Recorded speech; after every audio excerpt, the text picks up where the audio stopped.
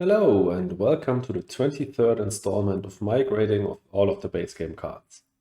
If you want insight into the grading system, check out the description or click on the link in the top right hand corner to get to the first video, where I explain it all. But let's get started. The first card of today's episode is Lunar Beam. It's a solid heat producer that adds some flexibility, since half of its heat production comes as power prod and can also be used to play power-hungry cards. The problem is, it's as inflexible as a power producer can be. You never want to play this just for the power prod if you don't want the heat prod.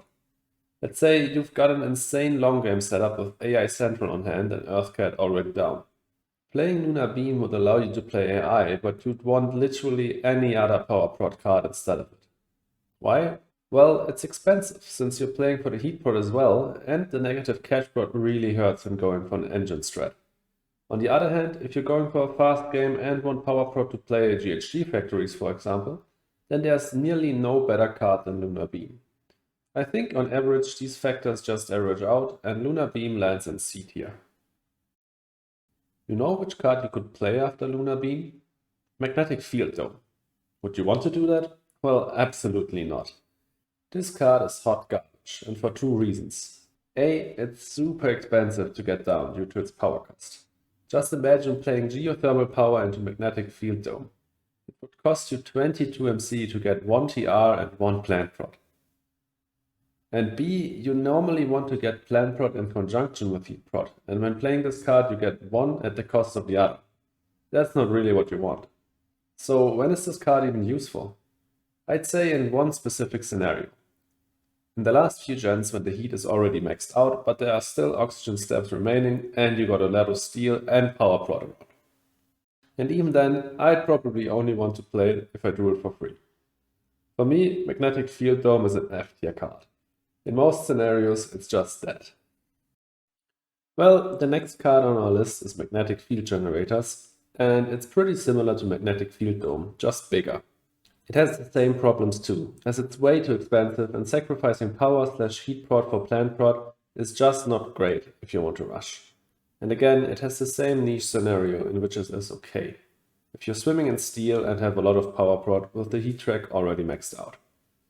In that case, you can certainly play it, and if the plant prod yields an extra greenery, you can realistically get 5 or 6 points out of this. But still, in 99% of cases when I see this, it's absolutely useless. And even in the cases in which it is okay, there are other cards that can do similar things and be better at it, like Open City. This card is also F tier in my opinion. But we're done with the shitty cards for today, I promise. The next two are absolute bangers, and the first one is Mangrove. This card is absolutely insane.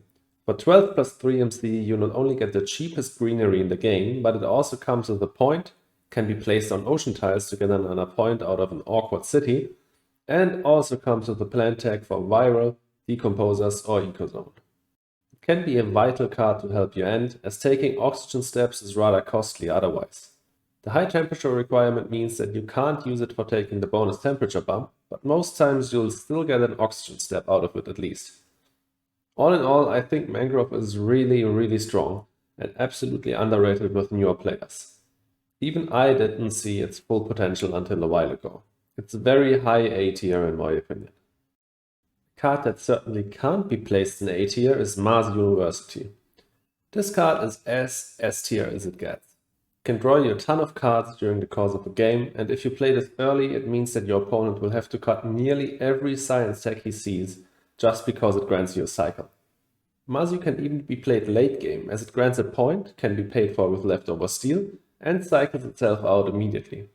It helps on builders, scientists and contractor if you're playing on Hellas, and it turns research into 4 card draw action, and together with Olympus Mons, it makes every science tag a menace.